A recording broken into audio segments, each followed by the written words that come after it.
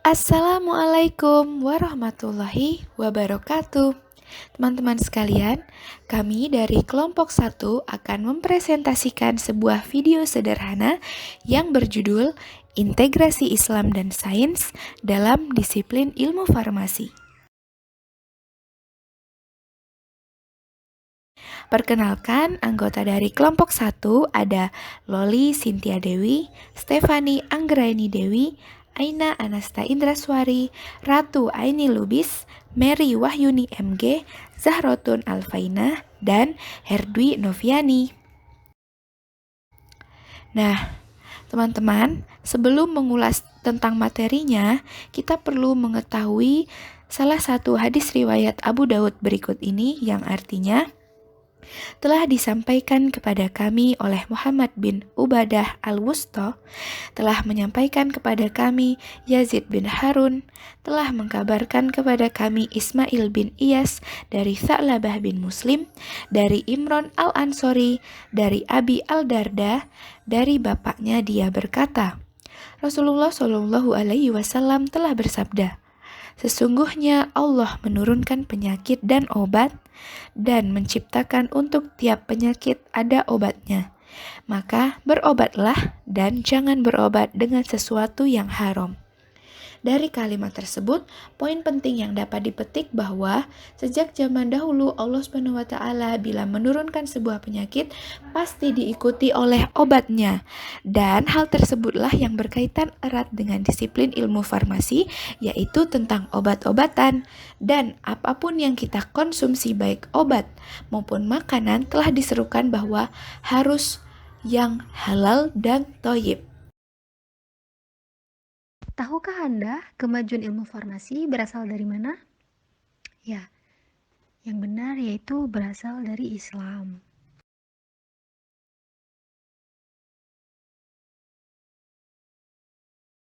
Sejarah farmasi. Menurut Abu Al-Wafar Abdul Akhir, sejarah farmasi Islam terbagi dalam 4 fase, yaitu pada fase pertama adalah hasil kerja keras pakar kimia muslim sekaligus perintis ilmu farmasi, yaitu Jabir bin Ibnu Hayyan pada 720 Masehi hingga 815 Masehi.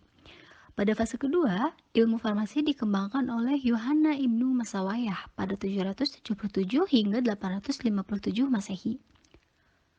Al-Kindi pada 809 hingga 873, Sabur ibnu Sahal wafat pada 869 Masehi, Abu Hasan Ali bin Sahal Rabani At-Tabari pada 838 hingga 870 Masehi, dan terakhir ada Zakaria Ar-Razi pada 864 Masehi hingga 930 Masehi.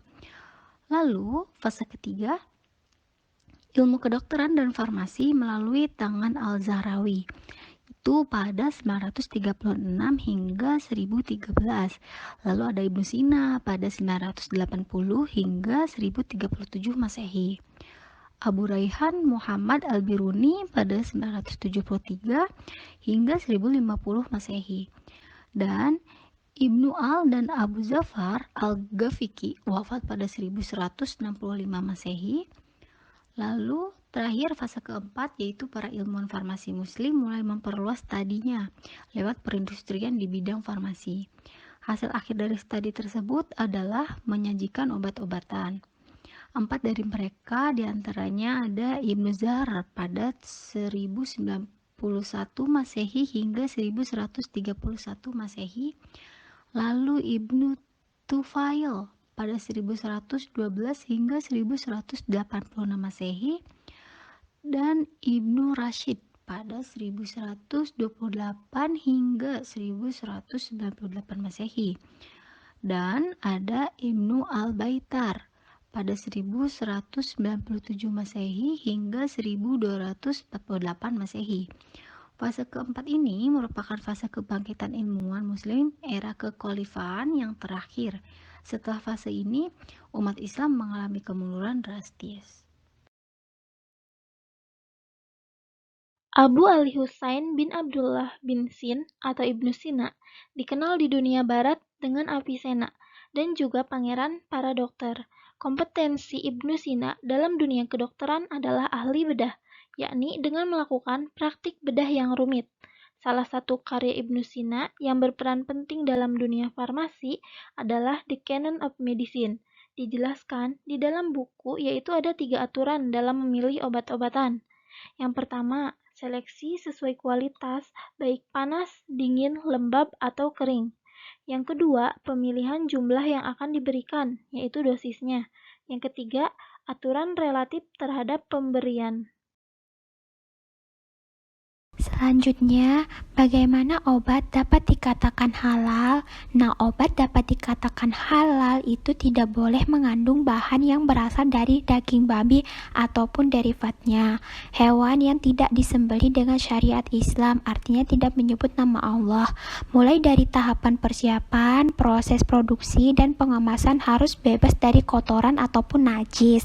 Bahan yang berasal dari tanaman, mineral, dan mikroorganisme laut ataupun darat dibolehkan selama tidak beracun dan tidak berbahaya bagi tubuh. Begitu juga dengan bahan sintetik kimia, dibolehkan selama tidak toksik dan berbahaya di kemudian hari. Pada tanggal 22 Agustus 2018, terdapat kasus yang mengatakan bahwa vaksin MR tidak halal. MUI Pusat perbolehkan karena darurat.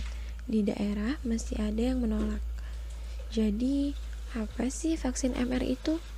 Vaksin MR itu adalah vaksin yang digunakan untuk mencegah terjadinya penyakit yang disebabkan oleh campak dan rubella.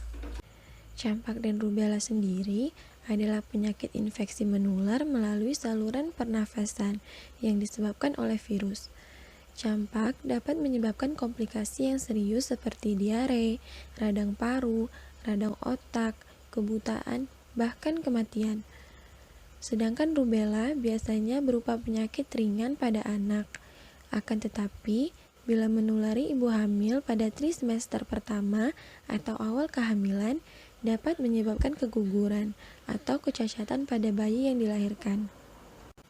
Kecacatan tersebut dikenal sebagai sindroma rubella kongenital. Di antaranya meliputi kelainan pada jantung dan mata, ketulian, dan keterlambatan perkembangan. Sampai saat ini, tidak ada pengobatan untuk penyakit campak dan rubella, namun penyakit ini dapat dicegah. Imunisasi dengan vaksin MR adalah pencegah terbaik untuk kedua penyakit ini. Pada kasus kali ini, MUI mengatakan bahwa vaksin MR mengandung enzim babi, tapi penggunaannya diperbolehkan karena beberapa alasan. Karena salah satunya sampai saat ini belum tersedia vaksin yang benar-benar halal untuk mencegah efek negatif jika anak tidak diimunisasi.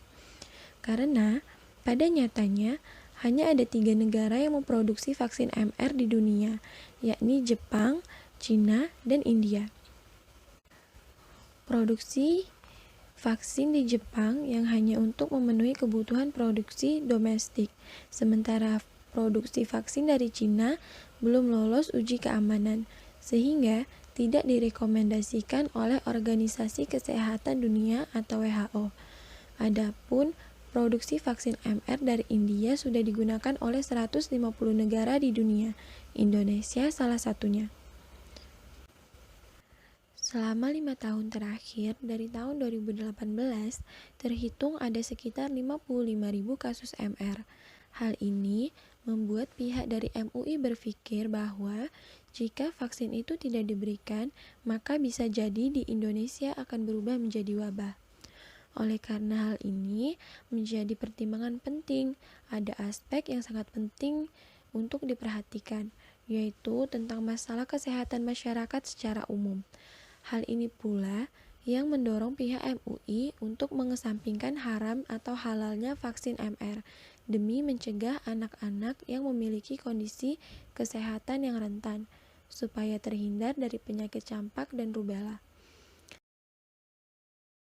Allah Subhanahu wa Ta'ala telah memberitahu kita tentang hal apa saja yang diharamkan. Sebagaimana diterangkan dalam surah Al-Baqarah ayat 173 yang berbunyi, A'udzu billahi minasyaitonir rajim. Bismillahirrahmanirrahim. Innama حرم عليكم الميتة والدم ولحم الخنزير وما أهل به لغير الله فمن اضطر غير باغ ولا عاد فلا إثم عليه إن الله غفور رحيم, yang artinya sesungguhnya Dia hanya mengharamkan atasmu bangkai, darah, daging babi, dan hewan yang disembelih dengan menyebut nama selain Allah. Tetapi barang siapa terpaksa memakannya bukan karena menginginkannya dan tidak pula melampaui batas, maka tidak ada dosa baginya. Sungguh Allah Maha Pengampun lagi Maha Penyayang. Di era pandemi sekarang, tentunya kalangan masyarakat banyak mempertanyakan terkait dengan apa sih hukum halal dan haramnya hand sanitizer yang mengandung alkohol. Maka menurut keputusan Fatwa MUI menyatakan bahwa jika penggunaan alkohol atau etanol hasil industri non-khamar, baik merupakan sintesis kimiawi atau hasil industri fermentasi non-khamar untuk proses produksi makanan, minuman, kosmetik, dan obat-obatan, hukumnya adalah mubah apabila secara medis tidak membahayakan. Tentunya farmasi juga berperan penting dalam pembuatan proses hand sanitizer. Misalnya, farmasi harus menggunakan standar alkohol yang digunakan untuk hand sanitizer, yaitu alkohol 70% karena dinyatakan aman dalam pembuatan hand sanitizer. Nah, setelah membahas tentang kasus halal dan haram, di sini ada salah satu ayat yang menjelaskan tentang hal tersebut. A'udzu billahi minasyaitonir rajim. Bismillahirrahmanirrahim. Ya ayyuhan nasu kulu mimma fil ardi halalan thayyiban wa la tattabi'u khutuwatis syaitan innahu lakum aduwwum mubin, yang artinya, wahai manusia, makanlah dari makanan yang halal dan baik yang terdapat di bumi, dan janganlah kamu mengikuti langkah-langkah setan. Sungguh, setan itu musuh yang nyata bagimu. Quran Surah Al-Baqarah ayat 168. Di sini, Allah memerintahkan kita untuk mengkonsumsi makanan yang halal dan baik, dan melarang kita untuk mengkonsumsi yang haram atau mengikuti langkah-langkah setan. Tetapi, jika kita berada di kondisi darurat, maka hal yang haram tersebut dapat berubah hukumnya menjadi mubah. Jangan sesekali kita mengkonsumsi hal yang haram jika masih ada hal yang halal ataupun masih ada pilihan yang lebih baik dari hal tersebut.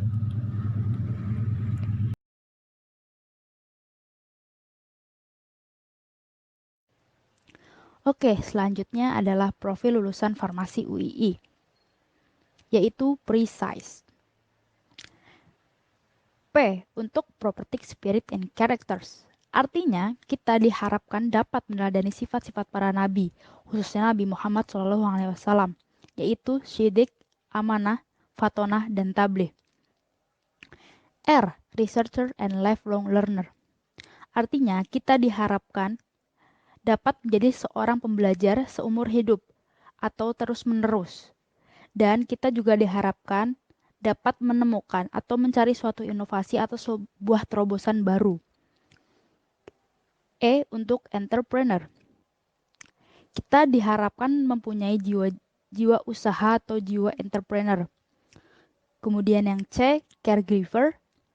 Caregiver ini kita diharapkan dapat peduli kepada sesama, membantu sesama, peduli terhadap sesama. Kemudian ada I untuk international orientation. Diharapkan kita manfaat yang kita berikan itu dapat berorientasi secara internasional. Atau farmasi ini memberikan pembelajaran yang sistemnya berorientasi internasional. Kemudian ada S untuk sensible leader and decision maker. Kita diharapkan jadi pemimpin yang peka dan pembuat keputusan yang baik. Kemudian E, efektivitas komunikator. Diharapkan kita bisa menjadi penyampai informasi yang baik kepada masyarakat. Demikian yang dapat kami sampaikan. Apabila banyak salah kata perbuatan kami mohon maaf. Terima kasih telah menonton video ini. Jangan lupa like, komen, dan share ke teman-teman kalian. Kami kelompok 1 undur diri. Terima kasih. Syukron katsiron. Wassalamualaikum warahmatullahi wabarakatuh.